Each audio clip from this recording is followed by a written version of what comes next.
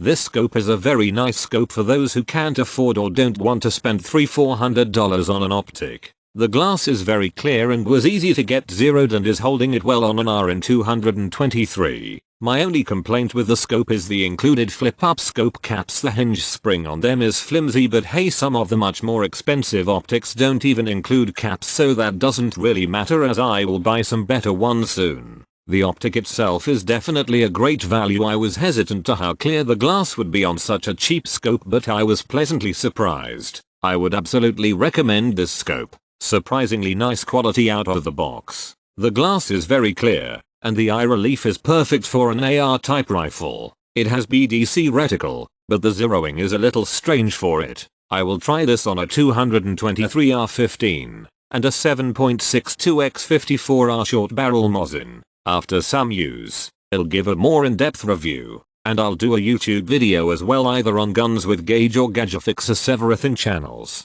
Stay tuned.